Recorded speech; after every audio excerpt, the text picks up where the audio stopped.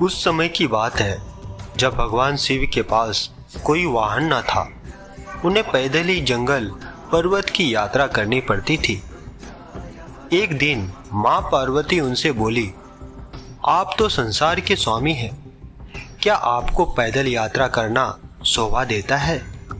शिव जी हंसकर बोले, देवी, हम तो रमते जोगी हैं, हमें वाहन से क्या लेना देना?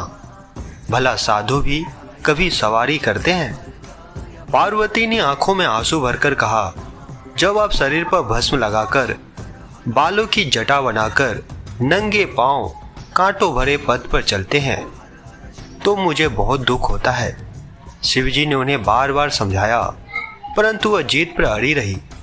बिना किसी सुविधा के जंगल में रहना पार्वती को स्वीकार था, परंतु वह शिवजी के लिए सवारी चाहती थी। अब भोले भंडारी चिंतित हुए, भला वाहन किसे बनाए? उन्होंने देवताओं को बुलावा भेजा। नारद मुनि ने सभी देवी देवताओं तक उनका संदेश पहुंचा दिया। अब सभी देवता घबरा गए। उन्होंने सोचा, कहीं हमारे वाहन न ले ले। सभी कोई न कोई बहाना बनाकर अपने अपने महलों में बैठे रहे। यहाँ पार्वती उदास थी। शिवजी ने देखा कि कोई देवता नहीं पहुंचा है। उन्होंने एक हुंकार लगाई तो जंगल के सभी जंगली जानवर आ पहुंचे। शिवजी ने उनसे कहा, तुम्हारी माँ पार्वती चाहती है कि मेरे पास कोई वाहन होना चाहिए। बोलो, कौन बनेगा मेरा वाहन? सभी जानवर खुशी से झूम उठे।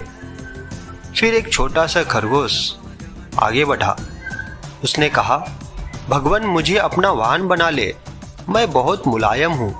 इसे देख सभी जानवर हंस पड़े। फिर शेर गरज कर बोला, मूर्ख खरगोश, मेरे होते तेरी जुर्रत कैसे हुई सामने आकर बोलने की? फिर बेचारा खरगोश चुपचाप कोने में बैठकर गाजर खाने लगा।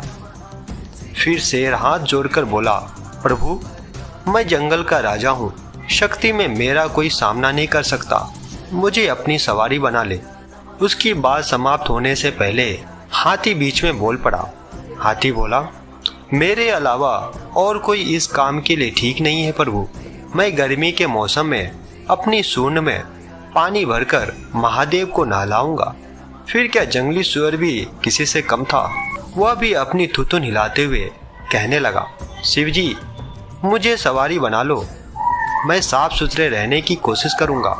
कहकर वह अपने शरीर की कीचड़ चाटने लगा।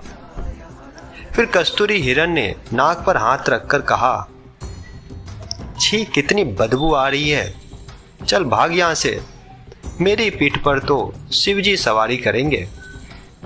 इसी तरह सभी जानवर अपना अपना दावा जताने लगे। फिर शिवजी ने सभी को शांत कराया और बोले, कुछ ही दिनों बाद मैं सब जानवरों से एक चीज मांगूंगा, जो मुझे वह ला देगा वही मेरा वाहन होगा। नंदी बैल भी वहीं खड़ा था। उस दिन के बाद से वह छिप छिप कर शिव पार्वती की बातें सुनने लगा।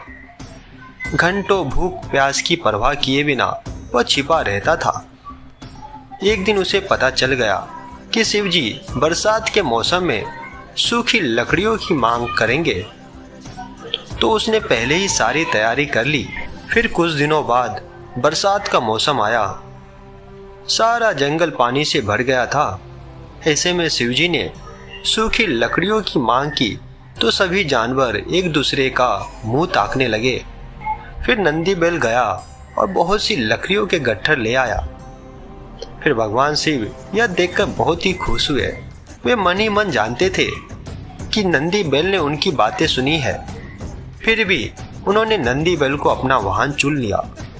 इस प्रकार नंदी बैल भगवान शिव के सवारी बने।